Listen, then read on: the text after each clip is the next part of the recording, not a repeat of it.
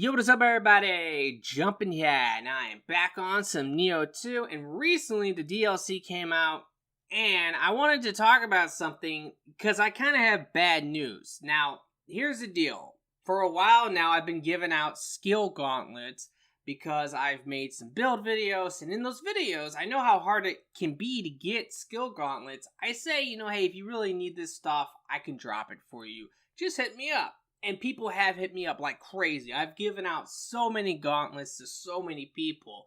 But all of my gauntlets right now are messed up. I think this is the case for everybody. Because I don't know if this was intentional, if this was an accident. But since the DLC came out, all of the gauntlets that I have, if I drop them and put them on a grave and then people will kill my grave, my remnant, it will actually give you a different skill. It will be the same gauntlet, it just will come with a different skill. So even though I might have, let's say, Windstorm, which is popular, a lot of people want Windstorm, if I have that and I try to drop it for someone, it's going to turn into something else. I don't even know what it comes. I think it actually, the ones I have actually do become Heaven and Earth, which is interesting because that's one of the ones I've offered to give out before. But I know another popular one that people always want from me is Twisting Spear, and that one becomes like Gotta Win.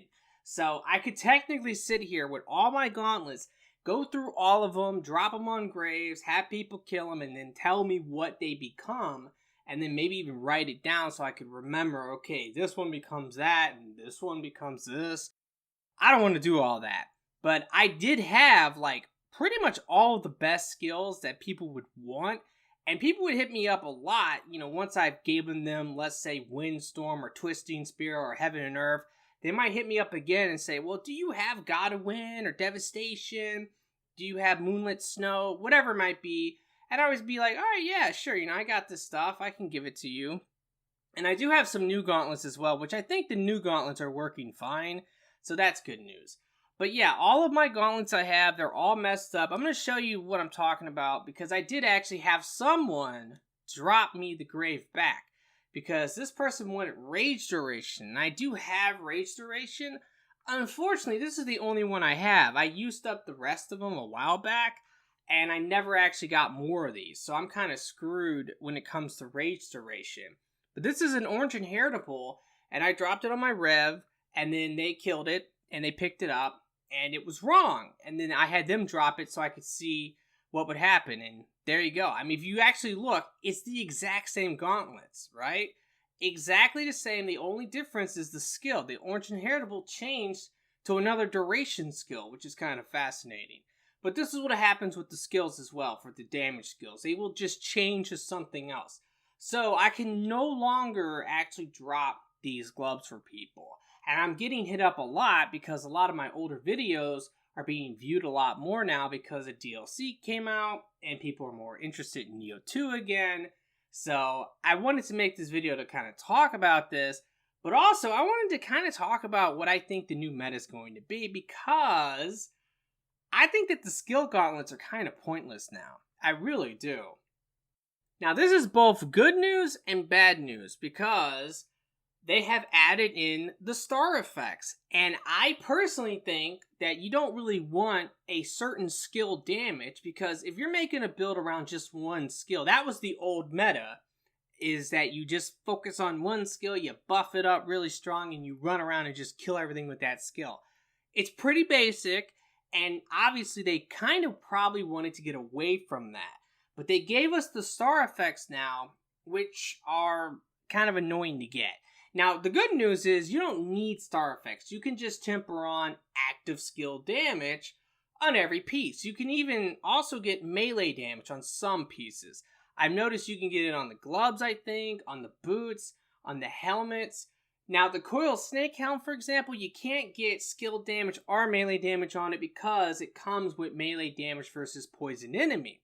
So that is something.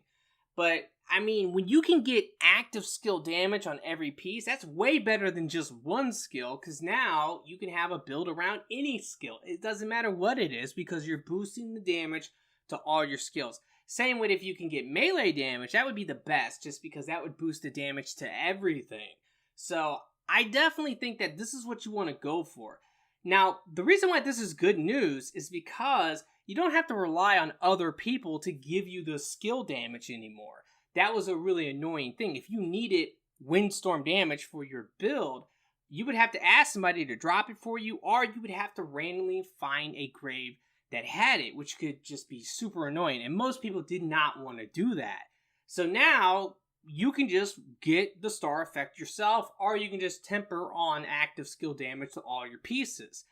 The bad news part of this is that if you're a min-maxer like me, you're gonna want to get the star effect. The star effect is a lot better than if you just temper it on there. And the problem is, it can be kind of difficult to get the star effect on there. It depends on what you're talking about. If you're talking about a normal set bonus, like this is a new set bonus, it's not that bad to get it on a set bonus. Now, the reason why is because you're always getting the same set. That's just the way it is. It's a set bonus. And if you are forging it over and over again, because you do have to get the smithing text, but once you have that, just forge it over and over again until finally, boom, you get a star effect, especially if it's a good one. You keep it, you're done. Now, the problem is when you start to talk about the new grace effects. Now, these were in Nioh 1 as well, and this is why I knew that the star effects was going to be a problem, is because of the grace effects. Basically, you have to think of it like this. If you want to get a star effect on a grace effect, you have to forge something. First of all, it has to come divine, which it might not always come divine. And I don't want to use 10 divine fragments each time. I just want to use one each time. So it's like a 50-50 chance. Is it going to become divine or not? So you have to forge it. And when you're forging it, it has to come divine. It has to come with the right grace effect, which there are 10 in the game right now. And it has to come with the right star effect. That's a lot of RNG. So if you don't care about min-maxing or having like the highest thing like I do, because I'm kind of crazy like that, I have to have the star effect. I'm like, I gotta have it, right? Unfortunately, this is just gonna drive me crazy. It took me like 500 divine fragments to get this build going I have right now, because I actually have a couple pieces of armor that is a grace effect. Now, the thing is that luckily it's only 2, and the weapons in general, I don't think the star effects on weapons are all that good. I believe the only ones I've seen is melee damage versus enemy with a status effect.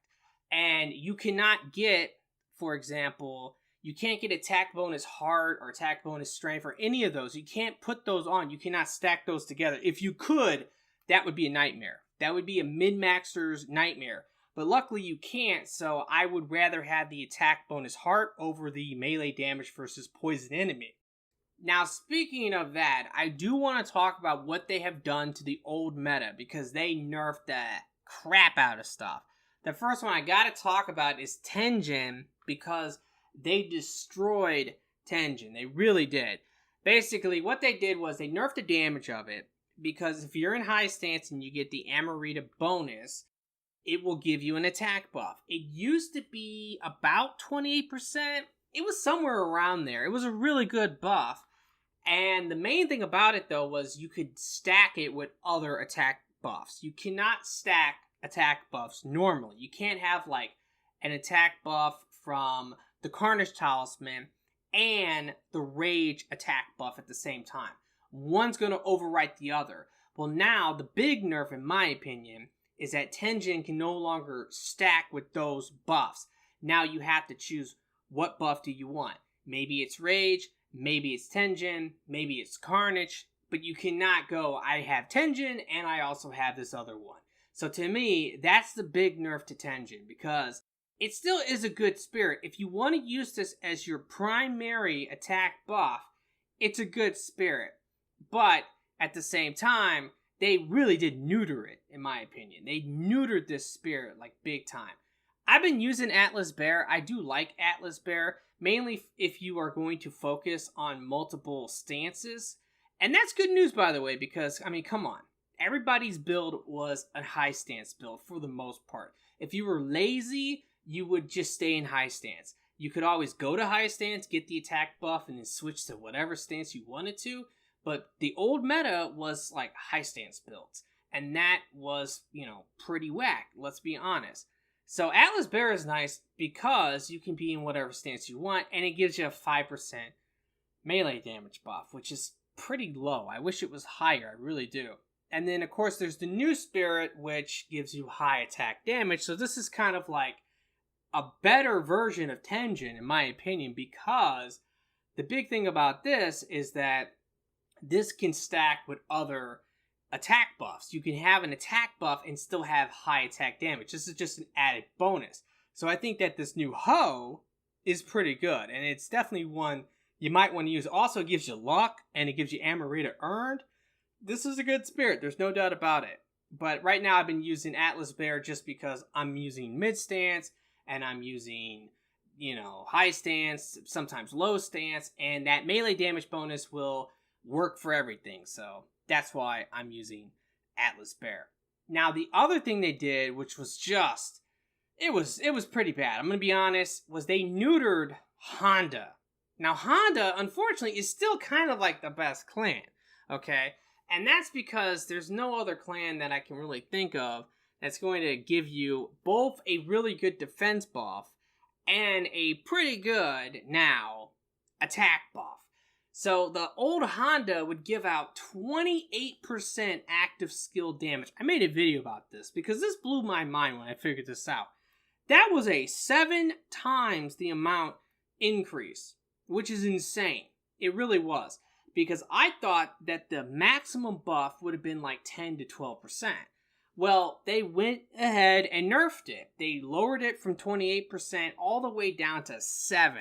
Now, it starts at 4, by the way. So you only get a 3% increase at the maximum buff. And I just think that, honestly, it should be maybe 10% or 12%. It should be somewhere around there. I don't think 7% is honestly right. I think that that's a neuter. If it was 10% or 12%, I would agree with that. I would say that's fine. Yeah, it shouldn't be 28%. That's way too much. That's 7 times an increase. But I think 12%, a 3 times increase, is fine. I don't have a problem with that because, the damage taken half, it goes up 30% from 50%. So yeah, they neutered Honda. They really did. But Honda is still a good clan, unless someone can figure out something better. So there you go. Now, another thing that they did was they did nerf melee damage versus poison enemy, but this was surprising to me. They didn't really nerf it that bad. In fact, I think it's about the same, because the melee damage versus poison enemy on the accessories used to be 25%. Now it's 20%. But that's not that bad, honestly, because it's still 40%. Where it's used to be 50%. Now, I actually have an old Snake Boss Soul Core on my Guardian Spirit. I actually do have a new one that's Divine of this. I need to put it on here. I forgot to do that. But the point is that this Soul Core is 17%, which I think that's what it was before. Maybe they nerfed it, maybe they didn't, but that seems like about the right number. I could be wrong on this, maybe I'm misremembering that, but they did not nerf this that bad. And then, of course, there's the Coil Snake Helmet as well. This is 16.2%, which is about what I remember it being. So, to me, this was surprising that they didn't really nerf melee damage versus poison enemy. I thought that was fairly shocking, just because I expected them to nerf it super bad, and I thought that when it came to Tenjin that they would nerf it, and when it came to Honda that they would nerf it. I thought they would nerf all these things, but I did not expect them to nerf it the way they did, where they neutered Tenjin, absolutely destroyed it. Honda, they really destroyed that as well. But the melee damage versus poison enemy, they kind of kept that about the same. Slightly worse, but still really, really good. So the new meta, in my opinion, is going to be still melee damage versus poison enemy. So poison is still meta. And now the new meta is going to be star effects on your armor. Just get all good star effects, melee damage, or active skill damage. So in my opinion, I think that's going to be the new meta. And then, of course, there's going to be new builds to go along with it and everything. And I will be coming out with a build video very soon here if you're interested. I have been playing through Way of the Demon, with a brand new build. I've been really enjoying it. It's been a lot of fun, and I'm excited to make that video. But I did want to make this video kind of telling everybody, like, look, unfortunately my old gauntlets, they're all screwed up. I can't really drop gauntlets right now on my Revenant, so that's a big bummer. But also, the skill gauntlets really are kind of pointless because I personally think that the active skill damage or the melee damage that you can get now on your armor is just way better. Like, I would just go for that. That way, if you're making a build, you can use whatever skill you want, you know? If you're using set bonuses, getting the star effects are really not that bad. If you're using grace bonuses, yeah, it's a nightmare. So, you know, just be warned about that. Alrighty guys, that's going to do it for this video. I just wanted to talk about all this stuff, especially before I made my build video, because now I don't have to talk about it nearly as much in that video. So that's good news for me. But I would appreciate if you could like this video for me. Be sure to subscribe for future Nioh 2 videos, and make sure to click the bell if you're interested in seeing my new build. Click the bell, that way you can stay notified, you know when the video comes out, and I do appreciate it. Thank you so much for watching. I really do hope that everyone has a very nice day, and peace out.